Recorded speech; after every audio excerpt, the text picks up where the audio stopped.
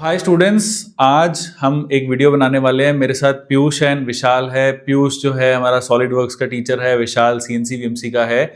एक बहुत ही interesting concept पे काम करने वाले हैं जिसमें डिजाइन और प्रोग्रामिंग आपको दोनों करके दिखाएंगे। अब ध्यान से देखना, पूरा फुल टेक्निकल स्किल्स में जाएंगे। प्रोग्रामिंग जितने भी लोग करा रहे हैं, बेसिक ऑपरेटिंग कराते हैं आपको 3D प्रोग्राम आज बना के दिखाएंगे। पहले डिजाइन कैसे बनता है, फिर 3D प्रोग्राम। तो देखिए, जो हम पार्ट डिस्कस कर रहे थे वो बन भी गया और मैं आपको दिखाता हूं कि ये फाइनल हमने खुद डिजाइन करके मशीन में बना भी दिया है। अब पूरी वीडियो ध्यान से देखना, कैसे डिजाइन होता है, कैसे इसका प्रोग्राम बनता है, प्रोग्राम को कैसे मशीन में चलाना है, पूरा प्रोसेस हम आपको बताएंगे। तो देखिए, जो अब कॉन्सेप्ट बनाएंगे ना, हमारे पास एक स्क्वायर ब्लॉक है 100 बाय 100 mm का। 100 बाय 100 mm में हम सॉलिड वर्क्स में सबसे पहले एक डिजाइन बनाएंगे, एक स्लॉट काटेंगे उसमें स्लॉट, और इसकी जो डेप्थ है दैट इज 20 mm। स्लॉट काटेंगे 10 mm का, और इसमें RVM CAD उठा हुआ होगा एम्बॉस्ड में, ठीक है।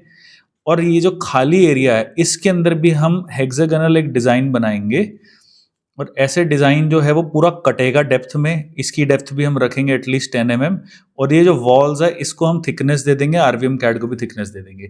तो ये पूरा डिजाइन अब आपको सॉलिड वर्क्स में हम बना के दिखाएंगे कैसे बनेगा, और फिर इसको VMC में भी दिखाएंगे। बहुत इंटरेस्टिंग, आपको समझ आएगा कि कैसे डिजाइनिंग प्रोडक्शन होती है। ओके, तो हमने ये मॉडल बना दिया जैसे मैंने पेपर पे बनाया था। इसको थोड़ा सा रोटेट करके दिखाओ 3D में। ये देखो, अब इसके अंदर हमने कैविटीज बना दी, बट इशू क्या आएगा इसके अंदर, आप ध्यान से देखो, ये V का जो कॉर्नर है, राइट, इसके अंदर टूल कैसे जाएगा। ये बहुत शार्प है, यहाँ पे भी बहुत शार्प है, ये कैविटीज बहुत ज्यादा छोटी है। तो इसको हमें मॉडल को थोड़ा सा CNC वालों के हिसाब से सोचना पड़ेगा। हमारा लीस्ट टूल अपना क्या है, लीस्ट टूल 6 mm का सबसे छोटा टूल है। तो अगर हम 6 mm का यहाँ देंगे तो ये तो इसके बाहर ही जाएगा, मुझे लगता है 6 mm से ज्यादा। ये मेजर करके दिखा सकते हो मुझे? देखो, अब यहाँ पे मेजर कमांड आएगी और हम यहाँ पे देखेंगे कि कितना एक्चुअल डिस्टेंस है, राइट। डिस्टेंस 3 mm है, तो 6 mm का टूल तो अपना वैसे ही इससे आउट चला जाएगा, तो ये कैविटी बन ही नहीं सकती है। तो हमें ना ये कैविटीज बड़ी करनी पड़ेगी। इसको, ये वाला जो पूरा सेगमेंट है ना, ये हटा देंगे हम, इसको यहीं से जोड़ देंगे, तब हमारा टूल जो है वो चल जाएगा। तो जो जो छोटी छोटी कैविटीज है और जो छोटे छोटे हमारे ये एरियाज है यहाँ पे जहाँ पे हमारा टूल जा नहीं पाएगा, इसको अभी हम ठीक करेंगे। अब हमने क्या करा, जो साइड की बहुत छोटी छोटी कैविटीज थी ना, उसको हमने भर ही दिया है। तो उसके अंदर जो एक्सट्रूड कट लगाया था वो अपने रिवर्स कर दिया है, और अब हमें काम करना है लेटर पे। ये लेटर जो है ना, ये अपने को परेशान करेंगे, तो इसकी स्पेसिंग थोड़ी सी बढ़ाएंगे, और इसके अंदर जैसे नीचे ये निकल के आ रहा है ये स्टाइल, ये अभी नहीं हो पाएगा, बहुत छोटे टूल चाहिए इसके लिए। तो इसको अभी सिंपल करेंगे हम। अभी हम क्या कर रहे हैं कि ये जो बेस है इसका ठीक कर रहे हैं, क्योंकि ना ये मशीनिंग के अंदर हमारे पास टूल अभी इतने छोटे नहीं है 1-1 mm वाले। तो इसको हम एक्सट्रूड कट कर देंगे। जो स्टैंडर्ड फॉन्ट हमने निकाला है ना सॉलिड वर्क से, we will do an extrude cut of it. तो अभी फाइनल देखो, जैसे एक्सट्रूड कट करने के बाद एक राइट वाली हमने ले ली, इसको थोड़ा सा शेप में लेंगे क्योंकि वो V टेपर जा रहा है ना, और लेफ्ट वाले सेगमेंट का भी हम यही करेंगे। बाकी उसको लेफ्ट में फिर एक सेगमेंट को क्लोज करके एक्सट्रूड कट मार देंगे, हो गया, ठीक है।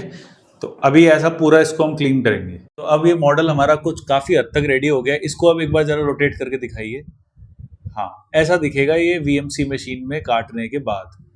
अब इसका हम बनाएंगे प्रोग्राम बना के फिर मशीन में चलाना भी दिखाएंगे कैसे करनी है, ऑपरेटिंग सेटिंग सब कुछ होगा इस वीडियो में आज। देखिए, अब हमने क्या करा कि इसको IGS फॉर्मेट में हम एक्सपोर्ट करेंगे, जो पार्ट फाइल है हमारी, जो बेसिकली जो 3D मॉडल है। तो विशाल, ये कौन से फॉर्मेट में डेलकेम में इजीली काम हो जाता है? IGS ज़्यादा बेस्ट है। हाँ, पार्ट भी है, पैरासोलिड। अच्छा, और कोई अगर और उल्टा सीधा अपने पे फॉर्मेट आ जाता है तो क्या करना पड़ता है फिर मैन्युफैक्चरिंग डाटा एक्सचेंज करना पड़ता है उसका। डेटा एक्सचेंज का भी टूल आता है। हाँ, उसी से ही फिर होके देन आप उसको चेंज कर लो, DXF में सेव कर लो या IGS में सेव कर लो, किसी में हो सकता है। ठीक है। तो अब हम आ गए अपनी कैम प्रोग्रामिंग लैब में, और इसका जो 3D मॉडल है, 3D मॉडल को हमने डेलकेम पावर मिल में इंपोर्ट किया। आप देख सकते हो एग्जैक्ट वैसा मॉडल आ गया, और अब हम इस पे करेंगे प्रोग्रामिंग। तो हमने सबसे पहले रफिंग का प्रोग्राम चलाया, अब इसका सिमुलेशन भी देख सकते हो। सिमुलेशन के बाद इसके अंदर हम री रफिंग का प्रोग्राम चलाएंगे थोड़े से ज़्यादा छोटे टूल से। तो पहले शायद 10 mm चलाया था, अब 8 mm से री रफिंग करेंगे, फिर उसके बाद फिनिशिंग करेंगे। तो ऐसे डेलकेम प्रोग्रामिंग में 3D प्रोग्राम ऑटोमेटिकली बन जाता है। बहुत ही ज़बरदस्त सॉफ्टवेयर है एंड बहुत ही क्विकली इसके अंदर पूरी सिमुलेशन प्रोग्रामिंग हो जाती है और इसका NC कोड भी एक्सपोर्ट हो जाता है। अब हम NC कोड को एक्सपोर्ट करके दिखाएंगे और वो NC कोड एग्जैक्टली आपका मशीन में वैसे का वैसा चल जाएगा। तो इसे ही कहते हैं एक्चुअल 3D प्रोग्रामिंग, जो कोई भी ट्रेनिंग सेंटर नहीं कराता, सिर्फ RVM CAD कराता है, बाकी सब आपको ऑपरेटिंग पे छोड़ देंगे। पर इस लेवल की अगर आपको प्रोग्रामिंग सीखनी है तो वो RVM CAD ही करेगा। इसको अब मशीन में डाल के भी दिखाएंगे किस तरीके से मशीन के अंदर ये चलेगा। तो देखिए हमने सारे प्रोग्राम एक एक करके बना लिए, अब इसको एक्सपोर्ट करना होता है। एक्सपोर्ट करने ठीक है, तो हमने पेन ड्राइव लगा दी, इसमें हमने कितने 5-6 प्रोग्राम बनाए थे ना। ठीक है, अब उसको कैसे एक्सेस करना है? रेंडर लगाने के बाद एडिट मोड, ठीक है, प्रोग्राम में दबाओगे, ठीक है, OPRT, ठीक है, डिवाइस चेंज, ओके, USB आ गया। ये हमारे सारे प्रोग्राम आ गए। सबसे पहले हमें रफिंग करनी है 10 mm पे, फिर री रफिंग, फिर फ्लैट, फिर फिनिशिंग, फिर एंड मिल, फिर 2 mm का एंड मिल। ठीक है, पहले चलाएंगे रफिंग। तो ये प्रोग्राम हमारा आ गया है। ठीक है, अब इसमें हम चेक करेंगे हमारे ये जो टूल है ये 10 नंबर आया हुआ है। हाँ, तो यहाँ देखते हैं हम कितने नंबर पर टूल है। यहाँ कहना है कि 3 नंबर, टूल नंबर 1। हम इसको करेंगे T10। अच्छा, यहाँ से कोड हम एडिट कर सकते हैं इसके अंदर। और T10, ठीक है, T10 हो गया। हाँ, रीसेट। अब निकालेंगे, अब टूल निकालेंगे। तो बेसिकली अभी जो प्रोग्राम बन गया, ऐसा नहीं है कि वो प्रोग्राम बनने के बाद ऑटोमेटिकली सब चल जाता है, टूलिंग तो चेंज करनी पड़ती है।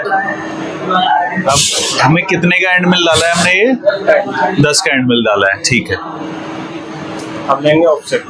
कैसे कंफर्म करोगे अगर हम आपसे पूछते हैं 10 का एंड मिल है कि नहीं है? How will you confirm that? Vernier caliper से करोगे। वर्नियर कैलिपर अगर नहीं है फिर टूल पे कहीं मार्किंग होती है? टूल के ऊपर एक मार्किंग तो होगी ना। लेट्स सपोज वर्नियर कैलिपर नहीं है उस टाइम, तो you can check from the tool marking also. अगर अच्छे टूल लिए हैं, कहीं सेकेंड हैंड ले होंगे तो फिर वो भी नहीं होगा। अच्छा, इसके बाद क्या करना है? ऑफसेट। अच्छा, ऑफसेट करना है। सॉफ्टवेयर के अंदर ओरिजिन लिया था। हाँ, ओरिजिन हमने सेंटर लिया था। ठीक है, इसका सेंटर वैसे ही 0-0 मिलाना है। ठीक है, तो इधर आके देखो एक बार।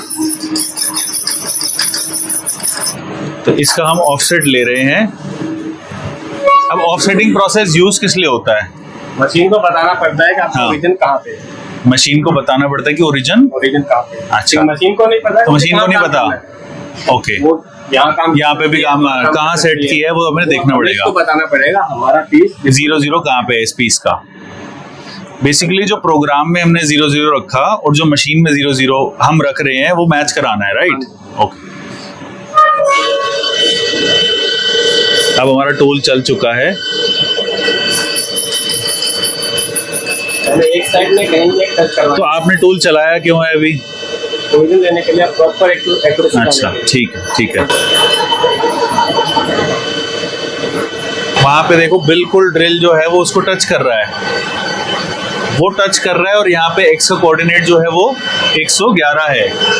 अब इसका हाफ करेंगे। और लेफ्ट वाले x में क्या आ रहा था? लेफ्ट वाले पॉइंट पे जो टच वो कर रहा कुछ था भी आए उससे हमें कोई मतलब नहीं, उसको हमने 0 कर दिया। यानी कि मुझे यहाँ अच्छा, से यहाँ उसको 0 ले लिया तो 111 mm उसकी जो है वो विड्थ हो गई बेसिकली। ये साथ में टूल को भी ऐड कर रहा है। हाँ, टूल को तो कर ही रहा है। हाँ। अच्छा, तो माइनस उसका 10 वो भी करना पड़ेगा। हमारा ब्लॉक 100x100 का है। हाँ, तो उसके अकॉर्डिंग ले रहा है। 100 से थोड़ा ज्यादा है इसका हमने आधा करना है।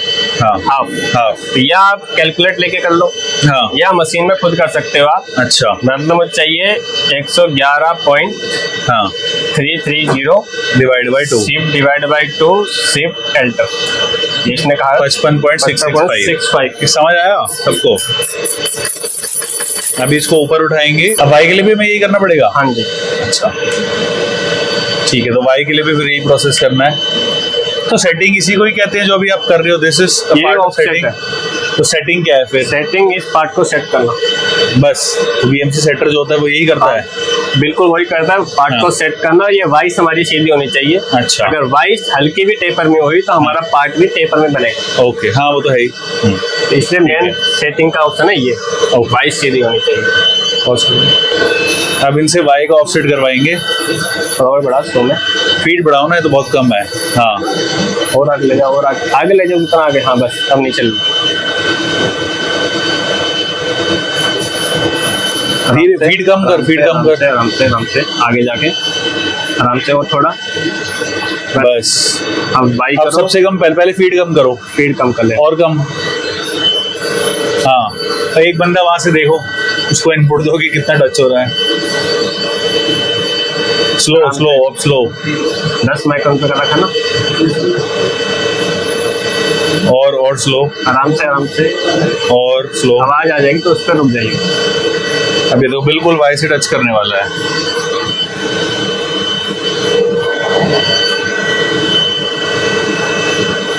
बस बस भाई, ओरिजिन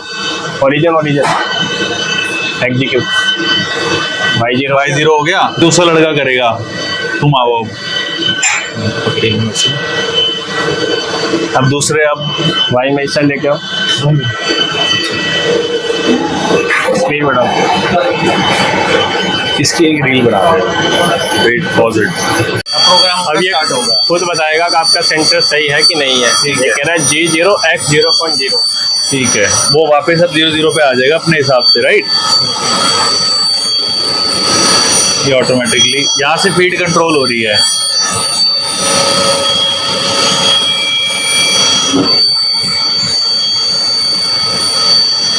वो बिल्कुल सेंटर में आ जाएगा। और ये जो कोड है चलने लग जाएगा ना जैसे ही स्टार्ट करेंगे हम। ये ले भाई, हो गया स्टार्ट।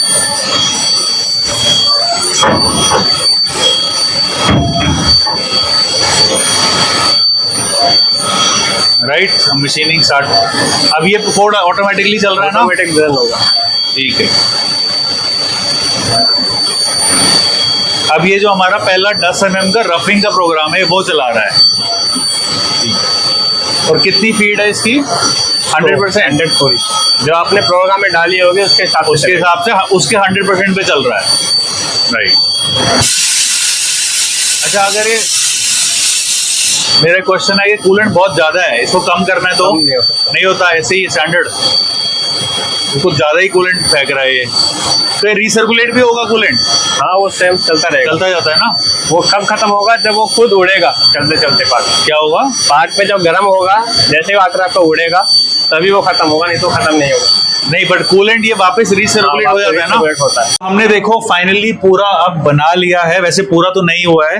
अब आपने सारे प्रोसेस देख लिया, पहले डिजाइन हो गया था, प्रोग्रामिंग हो गई थी, ये हमारा फाइनल निकल के आया। बट इसमें देखिए टूल का अभी भी दिख रहा है कहाँ पे है। अभी ये रफिंग हुई है।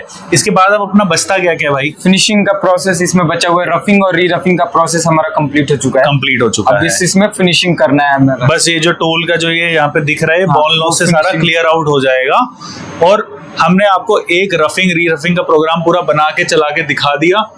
फानुक कंट्रोल में हमने काम किया। हमने पहले डिजाइन किया, डिजाइन करने के बाद उसका प्रोग्राम बनाया। और इसके प्रोग्राम में टाइम कितना लगा हमें? रफिंग करने में हमें आधे घंटे, बनाने में तो 5 मिनट का काम है। 5 मिनट का काम। मशीनिंग चलने में, रफिंग करने में हमें आधे घंटे का समय लगा। हाँ। और री रफिंग चूंकि बहुत ज्यादा छोटे टूल का इस्तेमाल करना पड़ा हमें, इस वजह से री रफिंग में टाइम हमें ज्यादा लगा। उसमें हमें लगभग 2 घंटे के करीब इसमें 2 घंटे तक री रफिंग चली इस पे। ठीक है, बहुत छोटे टूल का हमने। ठीक है, ठीक है। तो देखिए, अगर आप VMC CNC प्रोग्रामिंग करते हैं, इस लेवल का करोगे तभी फायदा है। बेसिक ऑपरेटर का काम करोगे, दरवाजा खोलोगे, टूल अंदर डालोगे, उसमें मजा नहीं है। इस लेवल का काम आपको पता है आपको कहाँ आना है, किस तरीके से सीखना है। हमने आपको पूरा डेमो करके भी दिखाया। और स्टूडेंट्स को भी हम ज्यादा से ज्यादा इसी चीज पे पुश करेंगे कि पहले मशीन सीख लें।